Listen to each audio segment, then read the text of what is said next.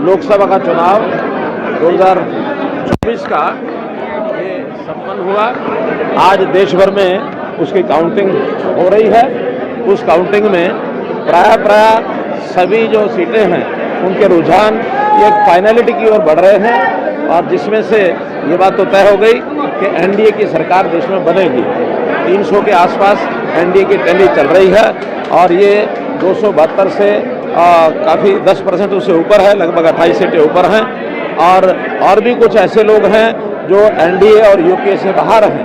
मैं मानता हूँ वो भी सरकार को समर्थन करेंगे तो कंफर्टेबली सरकार बनेगी। जहाँ तक हरियाणा का विषय है, हरियाणा में ये बात ठीक है, हमारा क्लेम ज़्यादा था, लेकिन फिर भी 11 में से 6 सीटें हमको मिली हैं, 5 कांग्रेस को मिली हैं और उसमें जो जनता ने वर्डिक्ट दिया है मैं उसको स्वीकार करता हूं और धन्यवाद करता हूं।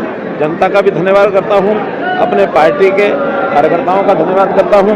बहुत सी ऐसी संस्थाएं जिनका सीधा राजनीति से संबंध नहीं होता, वो लोग भी समय समय पर इस प्रकार का जो सहयोग करते हैं उनका भी मैं आभारी हूँ, धन्यवाद करता हूँ। खास करके मीडिया के लोगों का, मीडिया ने बहुत समर्थन दिया, यानी चीज़ों को ठीक से हैंडल करने के लिए, जन जागरण करने के लिए, तो मैं मीडिया के लोगों का भी बहुत बहुत आभारी हूँ। देखिए, हर एक विधानसभा का अपना अपना एक करैक्टर होता है, अपना विषय होता है। हम तो बराबर सब जगह सबके बराबर अपील की है।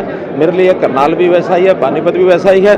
मैंने कभी किसी एक तरफ ना कभी झुकाव रखा है।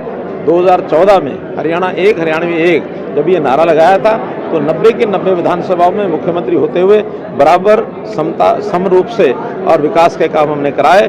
हमने तो यहाँ तक पहले चाहे सेशन हो चाहे दूसरा टर्म हो, दोनों टर्म में हमने सभी विधायकों को, किसी भी पार्टी के हों, 5-5 करोड़ रुपए आते ही शुरू में पहली घोषणा से और उनको विकास के काम करने के लिए दिए थे।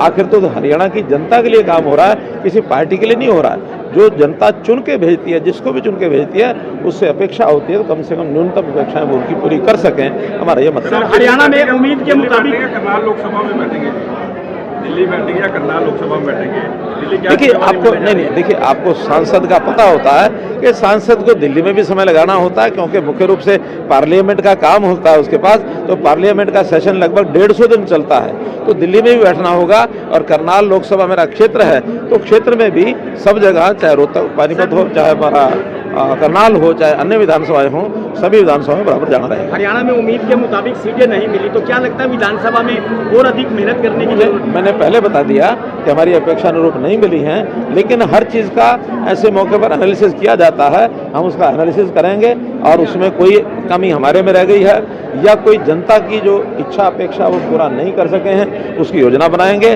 और अगला विधानसभा चुनाव हम इस ढंग से लड़ेंगे कि पूर्ण बहुमत से हमारी सरकार बने, इस अपेक्षा से।